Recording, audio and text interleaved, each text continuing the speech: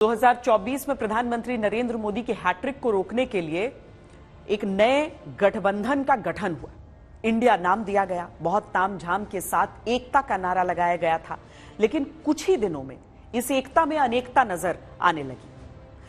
पर जब चुनाव सर पर हैं तो एक बार फिर यह कोशिश हो रही है कि किसी न किसी तरह मिलकर नरेंद्र मोदी का रास्ता रोका जाए। यानी जो इंडिया गठबंधन अब तक बिखरा बिखरा नजर आ रहा था, वो कई जगहों पर अब आकार ले रहा है और सीटों पर समझौता हो रहा है।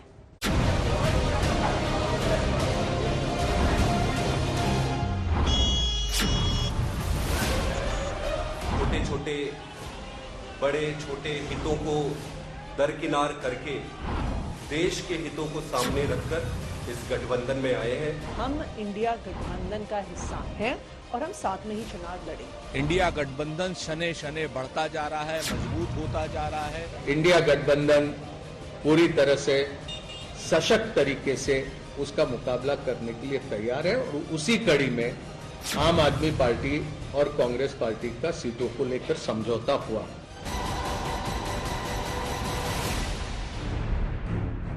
यानी महागठबंधन की वो सूरत बननी शुरू हो रही है जो मोदी की हैट्रिक को रोकने के लिए 2024 के चुनावी महायुद्ध में उतरेगी। दिल्ली, उत्तर प्रदेश, बिहार जैसे राज्यों में विपक्षी गठबंधन पुराने मनभेदों को भुलाकर एकजुट होने लगा है। दिल्ली में आम आदमी पार्टी और कांग्रेस में 4-3 से डील डन हो गई है। दिल्ली की चांदनी चौक, उत्तर पश्चिम दिल्ली और उत्तर पूर्वी दिल्ली सीट कांग्रेस के खाते में आई है। नई दिल्ली, पश्चिमी दिल्ली, दक्षिणी दिल्ली और पूर्वी दिल्ली आम आदमी पार्टी को मिली है। हरियाणा में भी एक सीट आम आदमी पार्टी को मिली है, वो है कुरुक्षेत्र लोकसभा सीट। लेकिन पंजाब में बात नहीं बन पाई। पंजाब में दोनों दल अलग अलग चुनावी ताल ठोकेंगे। चंडीगढ़ सीट कांग्रेस को मिल गई है और आम आदमी पार्टी ने कहा है कि वो समर्थन करेंगे। आम आदमी पार्टी 4 पे लड़ेगी। वो 4 सीटें नई दिल्ली, वेस्ट दिल्ली, साउथ दिल्ली और ईस्ट दिल्ली। कांग्रेस पार्टी 3 सीटों पर दिल्ली में चुनाव लड़ेगी, चांदनी चौक, नॉर्थ ईस्ट और नॉर्थ वेस्ट। आज देश को एक ईमानदार और मजबूत विकल्प की जरूरत है। इसी को ध्यान में रखते हुए और अपने स्वयं के राजनीतिक छोटे छोटे बड़े छोटे हितों को दरकिनार करके देश के हितों को सामने रखकर इस गठबंधन में आए हैं।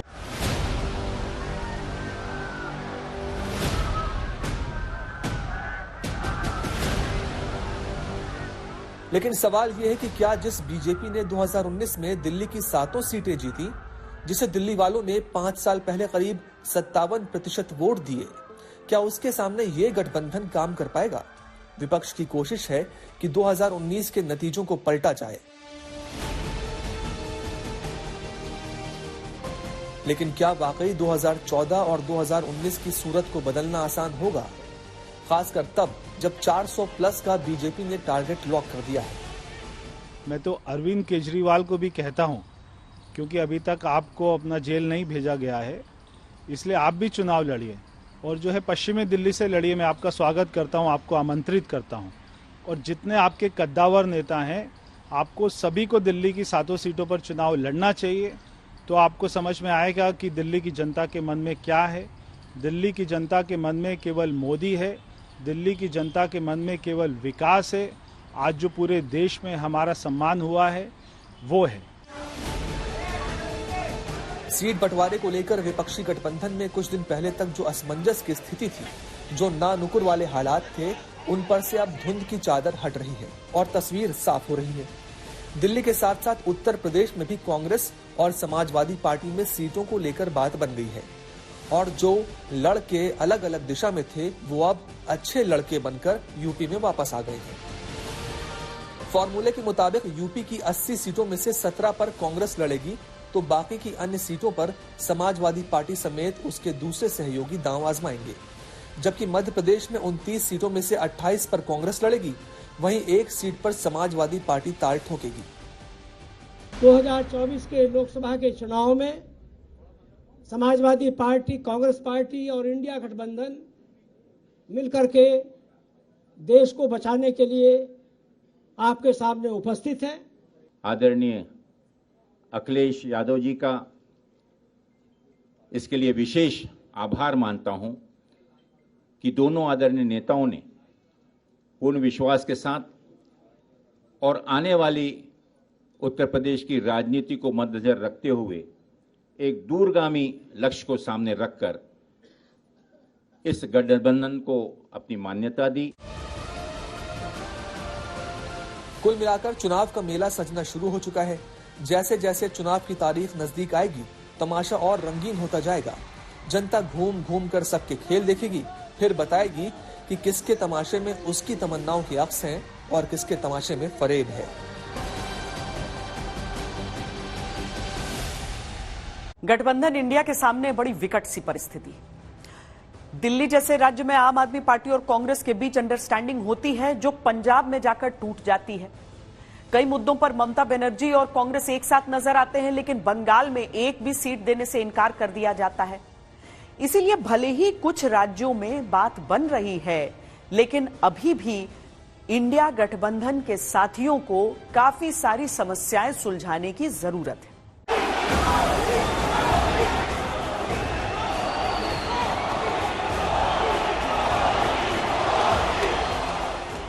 पीएम मोदी की ये यात्रा केवल काशी में अपने व्यक्तित्व का चमत्कार दिखाने के लिए नहीं थी।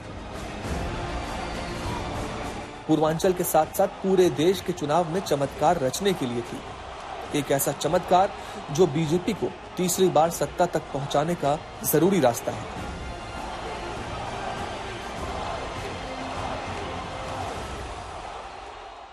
अब की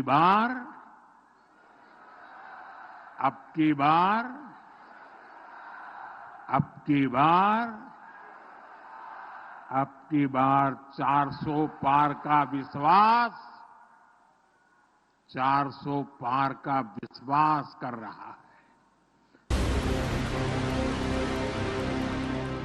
नरेंद्र मोदी अच्छी तरह समझते हैं कि कुर्ते के रंग से भी राजनीति कैसे बदली जाती है। वो अच्छी तरह समझते हैं कि रोड शो के रास्ते से कैसे जीत के मुहावरे बदले जाते हैं। लेकिन महागठबंधन में शामिल पार्टियां शायद ये समझ नहीं पा रही हैं। दिल्ली और यूपी में गठबंधन के बाद कांग्रेस खुश है। अखिलेश जी, प्रियंका, हमारे सब सीनियर नेता, समाजवादी पार्टी के सीनियर नेता, हमारे कार्यकर्ता, समाजवादी पार्टी के कार्यकर्ता, प्रेस के हमारे मित्रों, आप सबका मैं यहाँ दिल से बहुत बहुत स्वागत करता हूँ। लेकिन बंगाल और महाराष्ट्र जैसे बड़े राज्यों में सीट पर पेच अब भी फंसा है। बातचीत जारी है। टीएमसी के साथ हमारे दरवाजे हमेशा के लिए खुले थे। हम बातचीत कर रहे हैं। हम आज भी चाहते हैं, क्योंकि टीएमसी ने भी कहा है, ममता बनर्जी ने भी कहा है कि मैं इंडिया गठबंधन को मजबूत करना चाहती हूँ।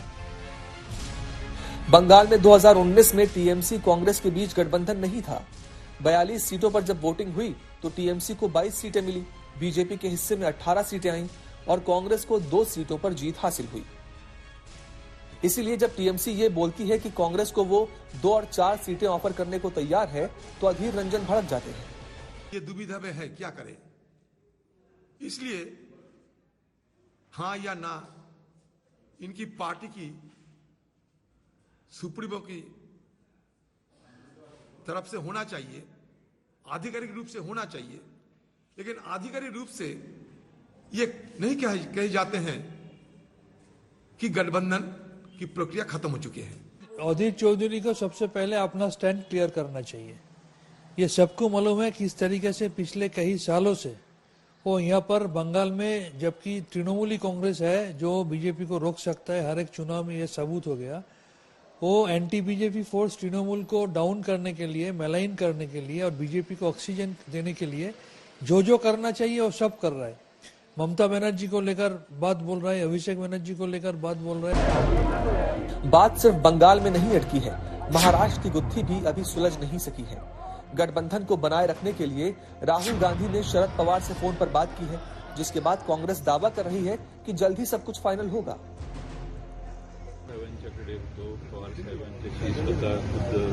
राहुल गांधीजी मगाशी बोलले आणि महाराष्ट्राचा प्रश्न लवकर सुटावा, देशातल्या अन्य राज्यांचे प्रश्न सुटत आले अशी सूचना राहुल गांधींनी पवार साहेबांना केलेली आहे आणि त्यावरून आता मला वाटतं त्याला गती येईल. महाविकास आघाड़ी के साथ हमारा बातचीत चालू है. 27-28 को हमारा सीट डिवीजन पूरा हो जाएगा. इसके पहले हमने अपने कैंडिडेट्स के बारे में छानबीन करने का और पैनल सब बनाने का ये काम आज हमने हमारे इलेक्शन कमेटी ने तय करेंगे. इसलिए आज ये मीटिंग बुलाया है. महाविकास आघाड़ी में जो पार्टियां हैं उनसे हमारे निरंतर वार्तालाप कर रहे हैं. फॉर्मल सिटिंग 27-28 को होगा और एक साथ हम लोग चुनाव लड़ेंगे. इस बार सबसे ज्यादा सीट लेकर के आएंगे. सूत्रों की माने तो महाराष्ट्र में 8 सीटों पर पेच फंसा है. उन 8 में ज्यादा से ज्यादा सीटों पर उद्धव गुट और कांग्रेस अपनी अपनी दावेदारी ठोकने की कोशिश में है.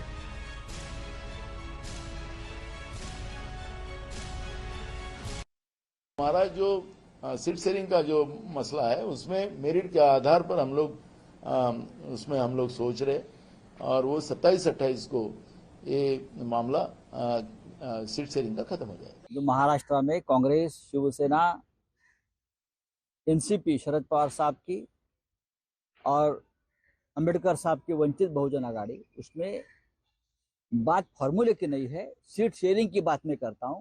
कोई फार्मूला नहीं बनता. 48 सीटें हैं. जहां जिसकी ताकत है, जहां जिस सकता है वहां उनको सीट मिलेगी. यही हमारा फार्मूला है. महाराष्ट्र में लोकसभा की 48 सीटें हैं. 2019 में बीजेपी और शिवसेना साथ थी, इसलिए मोदी लहर में बीजेपी को 23 सीटें मिल गईं और शिवसेना को 18. कांग्रेस 1 सीट जीत पाई और एनसीपी 4. ओवैसी की पार्टी को भी यहां 1 सीट मिल गई थी. 2019 से पहले किसी को अंदाजा नहीं था कि मोदी महाराष्ट्र का सियासी माहौल विरोधियों के खिलाफ कर देंगे. शरद पवार, जिनको राजनीति का सबसे बड़ा दिग्गज माना जाता है, उनको तक अंदाजा नहीं हो पाया कि कैसे उनके पैरों के नीचे से जमीन खींच ली गई. इस बार भी जब गठबंधन पर बात नहीं बन पा रही तो पीएम मोदी इंडिया गठबंधन को वही पुराना डर दिखा रहे हैं. हर चुनाव के दौरान साथ आते हैं और जब परिणाम नील बटा सन्नाटा आता है तो ये एक दूसरे को गाली देते हुए अलग हो जाते हैं.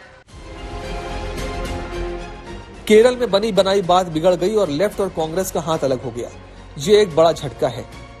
सियासी जोड़ तोड़ के बीच नरेंद्र मोदी एक बार फिर एक असंभव इतिहास को संभव बनाने निकले हैं.